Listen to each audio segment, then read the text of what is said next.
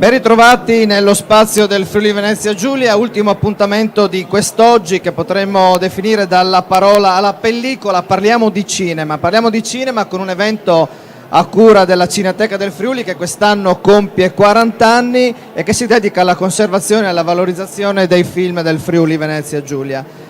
Prendiamo in considerazione 3 film tratti da opere letterarie girate appunto nella nostra regione, cioè Addio alle armi, Gli ultimi e Senilità. Ne parliamo con Massimo D'Amico, scrittore, docente di lingua e letteratura inglese, critico letterario e sceneggiatore, nonché con Livio Jacob, fondatore e presidente della Cineteca del Friuli, al quale cedo la parola. Sono accesi. Allora, sono accesi, sento, va bene. Dunque, allora, intanto Masolino D'Amico, ti correggo la tua, va bene. Masolino D'Amico è qui con noi a rappresentare il Friuli Venezia Giulia. Si sente? Ecco, mi ascoltate? Come siete?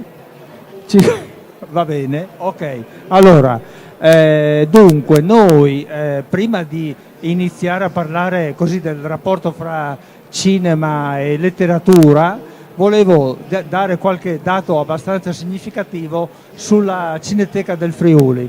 Siamo nati come Cineteca esattamente il 26 febbraio 1977, pochi mesi dopo il terremoto del Friuli che ha distrutto il Friuli e in particolare Gemona, dove siamo nati noi. Quindi questo è stato il motivo per cui siamo nati. Ma il motivo per cui siamo nati era anche quello di divulgare la cultura cinematografica all'interno, in un primo tempo, delle tendopoli, subito dopo nelle baraccopoli e poi più tardi nei paesi ricostruiti. Da quest'idea, nei paesi ricostruiti, in particolare Gemona del Friuli, da quest'idea nacque anche l'idea di far nascere una manifestazione che ha una particolare importanza per noi e che abbiamo fatto nascere assieme a Cinema Zero di Pordenone, e questa manifestazione sono le giornate del cinema muto di Pordenone, che è giunta quest'anno alla 36esima edizione. Quindi 40 anni della Cineteca, 36 anni di giornate del cinema muto e tante altre cose, perché nel frattempo abbiamo costruito una biblioteca, abbiamo una videoteca fornitissima e a Gemona negli ultimi anni abbiamo dato avvio anche all'archivio cinema del Friuli Venezia Giulia, che si dedica alla conservazione dei film del territorio, ma anche dei film italiani e stranieri che vengono di volta in volta portati da noi per essere conservati. Siamo ben strutturati per ciò che riguarda la capacità di conservare i film, perché abbiamo la temperatura e l'umidità giuste per poterli conservare bene, e siamo una delle poche cineteche italiane che possono farlo seriamente. Dopodiché ci siamo anche attrezzati con la digitalizzazione di alcuni materiali che digitalizziamo per i cinema, soprattutto per le giornate del cinema muto, ma anche per il cinema sociale di Gemona, dove abbiamo la programmazione da qualche anno a questa parte, e siamo anche il fatto di poter digitalizzare i materiali che abbiamo che conserviamo, insomma, a 16 mm, a 35 mm, ci permette anche di fare un lavoro di divulgazione non importante. Dopodiché una delle nostre ultime, ma non proprio recentissima, attività è quella legata ai reportage e ai documentari, nel senso che, valorizzando anche i materiali che abbiamo in casa, nel nostro archivio, abbiamo lavorato in particolare con Gloria De Antoni, la moglie di Masolino D'Amico, da molti anni a questa parte. Abbiamo prodotto dei filmati, dei documentari, chiamiamoli reportage, sui film realizzati in Friuli Venezia Giulia, in particolare su Addio alle armi, sul quale vedo delle immagini adesso che stanno passando, sulla Grande Guerra, su Senilità e così via. Quindi anche valorizziamo insomma i grandi classici, non molti per la verità, che sono stati girati in Friuli Venezia Giulia, a partire appunto da Addio alle armi. Siamo partiti in realtà dalla Grande Guerra di Mario Monicelli, che è stato girato dalle nostre parti, a Venzone e a Gemona in particolare, però anche Addio alle armi è fondamentale, è stato in questo senso. Ma per parlare di questo io darei subito la parola a Masolino, che ha... La ragione funziona questo qua, sì. La ragione per cui c'è Addio alle armi e non c'è La Grande Guerra, due documentari eccellenti fatti dalla Cineteca, è che naturalmente la Grande Guerra non deriva da un libro. Oddio, un pochino sì, perché anche La Grande Guerra il soggetto veniva da un racconto di Maupassant, ma insomma molto... Mentre invece questi sono romanzi, sia Addio alle armi di Hemingway, sia La coscienza di Zeno, buonanotte, Senilità di Svevo. Sono due documentari molto molto interessanti, perché è un procedimento che va all'infinito, dal libro, il film, e questo è un film sul film che viene dal libro.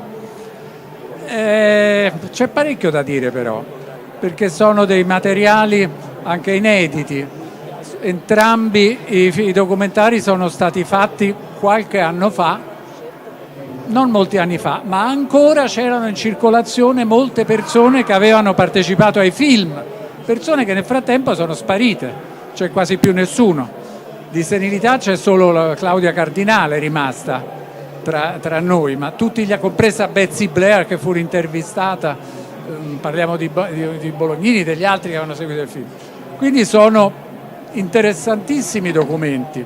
Del resto la vocazione della Cineteca è proprio questa, di documentare, così come è un documento, questo veramente preziosissimo, il recupero del film di Vito Pandolfi, Gli Ultimi. Gli Ultimi è un film straordinario del 61, mi pare, in totale controtendenza, perché quello era l'anno in cui il cinema italiano fece tanto il Gattopardo, mentre questo invece fu un film ostentatamente poverissimo, scabro, che rievocava con una povertà assoluta di mezzi un Friuli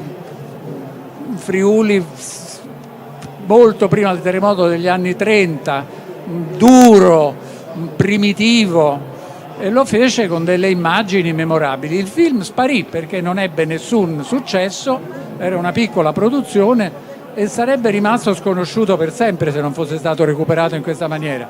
Vale la pena di vederlo anche soltanto per le immagini. Ebbe un grandissimo operatore alla macchina, che era direttore della cinematografia, che era Nannuzzi, Arnoldo Nannuzzi, e quel Friuli lì, prima del terremoto, che rievoca gli anni 30, anche qui un valore documentario che potrebbe essere discutibile, perché questo film del 60 che rievoca un Friuli degli anni 30, però nel 60 era possibile farlo, oggi sarebbe impossibile, quei posti, quelle immagini potrebbero soltanto essere ricostruiti. Tutto è cambiato in un modo incredibile in questi 50 anni. Per questo i documenti sono così importanti, anche quando i documenti sono già di seconda mano, già questo film è un documento di seconda mano. Il libro, naturalmente, il film fu scritto da Davide Maria Turoldo e viene da un suo racconto autobiografico. Questo è l'iniziazione alla vita di un bambino di una famiglia poverissima in un paesino poverissimo, primitivo, strano, addirittura superstizioso, ed è tutto visto attraverso gli occhi di questo bambino che non parla quasi mai. Quasi tutti gli attori sono presi dalla vita, quasi tutti gli attori non parlano. Incredibilmente lì un'attrice è viva, che è Vera Vergani, la moglie di Giuliano Montaldo, che disse: io ho fatto quella maestrina in quel film lì, quindi una testimone ci sarebbe. ancora. Anche il bimbo è vivo. Sì, vabbè, il bambino per forza, era bambino nel 60, però non ha più fatto l'attore, No, ha proprio fatto tutt'altre cose. tutt'altre cose, ma è friulano quello lì. Lui è di Nomadelfia, è un bimbo, Era un bimbo di Nomadelfia. Donzeno, sì. Era stato scelto, immagino, perché è somaticamente molto diverso da tutti gli altri, è un bambino biondo, mentre lì sono tutti neri, contadini, sembra un po' un angioletto. Lì Turoldo nel romanzo, nell'autobiografia, che se non sbaglio si chiama Io non sono stato un fanciullo, racconta di questa sua diversità, di questo suo essere stato un bambino completamente diverso dagli altri. Era un bambino che veniva dalla campagna e veniva messo in classe a scuola non con i cittadini ma con paesani, figli di paesani un pochino più benestanti che quindi lo trattavano male, un bambino intelligentissimo che però è costretto a lasciare gli studi, e anche questa è una cosa dolorosissima. E insomma, questo bambino che capisce e non capisce quello che gli succede affronta la vita per stadi e ha uno strano rapporto con uno spaventapasseri, perché gli altri bambini gli danno la baia, lo chiamano spaventapasseri a lui perché è sempre vestito con degli stracci vecchi, e lui alla fine si vendica, si emancipa vendicandosi sullo spaventapasseri, abbatte lo spaventapasseri e scappa via. Questo, diciamo, dei tre documenti di oggi è quello poetico, è quello più valido. Gli altri due però sono molto interessanti, dicevo, e sono due casi molto diversi. Uno è un film in bianco e nero italiano fatto da Bolognini con molta partecipazione anche del regista, perché il regista, che non è affatto lui è un toscano ma è un intellettuale, un letterato che si accosta a senilità con un atteggiamento da uomo moderno, la sposta nel tempo, la mette negli anni 20 mentre senilità è fine secolo, e questa storia prende un'atmosfera un pochino diversa, però sempre costume è, perché Bolognini voleva sempre fare un film in costume. Interviene sugli attori che sono diversi da come possiamo immaginarci i personaggi del libro. La ragazza è una ragazza, la cardinale, riciclata nell'occasione con un caschetto in testa nero come Louise Brooks, che era la grande diva degli anni 20 per noi. È una ragazza moderna per allora, emancipata, e la sua vittima, che è questo eroe, è quel perdente quasi di mestiere dei film che era Anthony Franciosa, che spesso faceva attori. A quell'epoca c'erano pochi attori italiani veramente interessanti, si importavano da fuori, ma lui se la cava, benché, cosa che oggi si usa molto meno, il film sia stato doppiato, sono attori stranieri che vengono doppiati in italiano. Beh, è un bel tentativo di rifare Trieste, darle questa atmosfera anni 20 e soprattutto di raccontare una città, che è una cosa che il cinema italiano non faceva molto in quegli anni ancora, era sempre tutto molto generico, ma qui Trieste ha una sua identità particolare. Mentre invece il film di King Vidor da Hemingway, diciamo, è molto più un'americanata che non una riduzione fedele letteraria. È un film naturalmente Hemingway, ma viene preso per farne un grande spettacolo hollywoodiano con delle star, con Rock Hudson nella parte del protagonista, in cui Hemingway rifà un po' se stesso, con Jennifer Jones, che allora era la grandissima star americana, e molti attori internazionali doppiati. E come si usava nel cinema internazionale di allora, quando venivano in Italia dei protagonisti italiani che qui si rassegnano a fare delle particine di contorno, pensando chissà forse di sfondare nel mercato straniero, ma fanno le loro marchette, diciamo noi. C'è De Sica, c'è Sordi addirittura, e ce ne sono degli altri. Messo a confronto, cosa che voi avete fatto con i due documentari, con La Grande Guerra di Monicelli, certo sono due modi molto diversi di vedere la Grande Guerra. Monicelli intanto in bianco e nero e vede il fango, la miseria, lo squallore, la durezza, la crudeltà del conflitto. Qui c'è il bel Technicolor e tutto naturalmente romanticizzato, però è un bel film nella sua categoria e vale la pena di rivederlo e anche di occuparsene.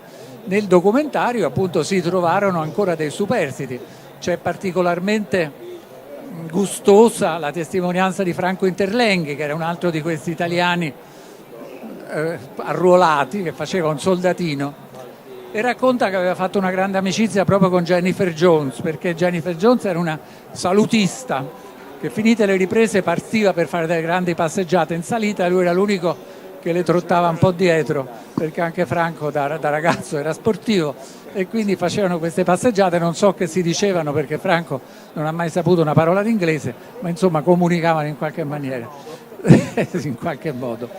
Ed è bello anche il documentario, insomma sono tre chicche queste vostre cose, non sono le sole che avete fatto, ne avete fatte tante, avete fatto tanti altri documentari di questo genere, che sono, però quelli con gli agganci più letterari di tutti direi sono questi qua. No, ti lascio respirare, giusto per dire che anche Pasolini è stato coinvolto per Addio alle armi, nel senso che Selznick, il produttore del film, ha chiamato Pasolini a lavorare alla sceneggiatura e a rendere più realistici i 3 soldati italiani che si vedono nel film. Il rapporto Selznick-Pasolini non è stato particolarmente riuscito, non so quanti dei suoi commenti e delle correzioni pasoliniane sono entrate a far parte nel film, però esistono, le abbiamo trovate nell'università americana che conserva tutti i materiali di Selznick, e questa è una cosa inedita che in qualche modo annunciamo qui da voi e che spero che venga raccolta da qualcuno. Quindi Pasolini, Hemingway e Selznick e Venzone, nel senso che poi Venzone, il borgo più bello d'Italia, era il set di Hemingway e di Addio alle armi. Quindi, insomma, ecco, torno la parola. Beh, come nulla sarà stato utilizzato dei dialoghi Pasolini, del resto più sono scrittori e meno finiscono sullo schermo. Tra l'altro naturalmente Pasolini scriveva in italiano, tutto questo andava tradotto in inglese, lì per la storia del cinema se ne potrebbe parlare a lungo. Se uno va a prendere i dialoghi scritti dagli italiani e poi portati nei copioni inglesi non c'è mai nemmeno una parola che corrisponde. Ne so qualcosa anche io quando traducevo i dialoghi che scrivevano gli americani per Sergio Leone, quando c'era una volta in America e poi loro scrivevano in inglese, Sergio leggeva l'italiano, diceva bruttissimi, li faceva riscrivere dagli sceneggiatori italiani, venivano tradotti in inglese e gli scrittori inglesi dicevano che robe e riscrivevano tutto quanto.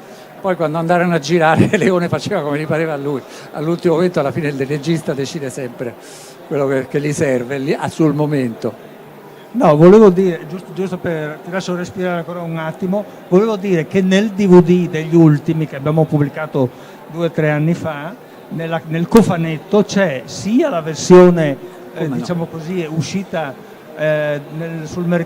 con successo non molto brillante in Italia nel gennaio del 1963, e c'è anche dentro nel DVD, oltre che un libretto accompagnatorio molto interessante, c'è la versione che Turoldo aveva montato e che è stata rifiutata. Beh, una versione più lunga soprattutto. Un po' più lunga, sì.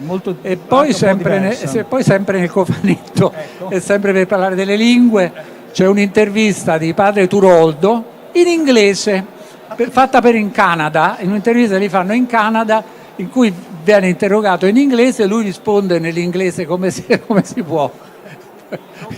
Però si sente la sua voce di quando parlava inglese. No, c'è un bel po' di roba. Io non so voi, qui poi siamo nel parlare di romanzi, dirne male qui non mi sembra il caso sotto questi tetti. Invecchiando, a me mi piacciono sempre di più i materiali, le cose vere, i documenti, e sempre meno mi interessano le fantasie, non so perché, le lettere. Quindi sono bellissime queste cose, quando c'è quello che c'è dietro, quello che dissero veramente, la prima versione, prima che fosse troppo pasticciata, è sempre bellissimo. E quindi il lavoro che fa un'istituzione come il vostro, veramente sono le cose che restano, che sono importanti. Va bene, e quindi non so se devo fare qualche domanda del pubblico, forse c'è. Giuliana, eccoci. Respiriamo, Diamogli un microfono però, se no non si sente niente. Salve, volevo fare una domanda relativa al fatto che di questi film sono stati tratti da romanzi, quindi la scelta di ambientare questi film nel Friuli Venezia Giulia è più una volontà dell'autore del romanzo che non dei registi, no? Beh, quindi, sì, certo, i romanzi si svolgevano lì, ovviamente, la Coscienza di Zoe si svolge non proprio nel Friuli, si svolge nel Friuli Venezia Giulia. senilità a Trieste. Friuli Venezia Giulia, la prego, lo so. Quell'altro siamo nel Carso, su per le montagne. E volevo capire, all'epoca penso che questa regione fosse più conosciuta storicamente, ma magari i luoghi di questi registi che non erano del luogo, No. ecco, in che modo hanno affrontato un'esperienza in un luogo così nuovo, così diverso, se ci sono delle testimonianze della riscoperta di una regione si sono così. informati, e intanto avevano letto i libri e volevano, ma è vero, si sono molto informati in tutti e due i casi, soprattutto quando Bolognini ha voluto fare un film triestino, poteva benissimo prendere la storia e metterla in un'altra città, come ha fatto con altre situazioni che ha affrontato. Però c'è da dire che il Friuli Venezia Giulia ha una bella storia cinematografica, e non sono dei casi isolati. Qui se ne parla perché c'è stata un'attività, diciamo pure parassitica, della Cineteca, che ha acchiappato questi film che erano nella zona e ci ha lavorato sopra, ma ce ne sono tanti altri girati lassù. Non necessariamente sulla guerra, ma anche sulla guerra, su quella guerra e su questa qua. E ci sono venuti abbastanza parecchio i registi. Ancora adesso è un posto, Trieste è molto gettonata. È una zona d'Italia dove c'è stato un bel po' di cinema, e di cinema non banale, di cinema interessante. Ogni tanto se ne ricorda qualcun altro, ma tu me ne puoi citare sicuramente una dozzina senza pensarci troppo. Penne Nere, per esempio, è stato girato negli anni Penne Nere, vabbè, 50, insomma, quello è seconda guerra Mastroianni, mondiale. Sì, Mastroianni esatto, e Marina Vladisi. Ma Ce n'è uno con Orsini e Rod Steiger. Sì, c'è La ragazza del generale. La ragazza del generale. Girato a Benzone e dintorni. E Sì, sì. insomma, no, c'è stata in quegli anni una bella rassegna di film. Dopodiché c'è stata un'interruzione, e dopodiché c'è invece un'esplosione di film girati negli ultimi 20 anni. È anche un paesaggio che si presta, non è che sia cinematografico il paesaggio, tutti i paesaggi possono essere sfruttati al cinema, ma quella regione lì ha una luce particolare che stimola un certo particolare tipo di lavoro del direttore della fotografia. E infatti ci sono dei film in cui veramente tu riconosci, più che la geografia dei posti, l'atmosfera, la luce del Friuli soprattutto. Ecco, Masolini, hai detto una cosa molto bella, e da questa luce sono nate vabbè, sì, quello. Sì, le certo. giornate del cinema muto, ma le giornate della luce anche. È vero, c'è un festivalino che si fa a Spilimbergo proprio per celebrare i direttori della fotografia, si fa a giugno, esiste da un paio d'anni, ma Spilimbergo, per dire che è in provincia di Pordenone, è un centro di grandi fotografi, è un centro di fotografia. Questa passione di quei luoghi è un posto dove sono nati dei grandi direttori di fotografia, da Spinotti. Quindi c'è un rapporto fra la luce di quei posti e il cinema che dà vita a qualche cosa che si trova solo lì, che è molto caratteristico. Altre domande? E se no chiudiamo qua. È già un'ora. No. Bene, allora io ringrazio gli ospiti per aver intrattenuto il nostro pubblico. Questo era l'ultimo evento di quest'oggi nello stand del Friuli Venezia Giulia. A me non resta altro che ringraziarvi e darvi appuntamento per domani mattina. Grazie.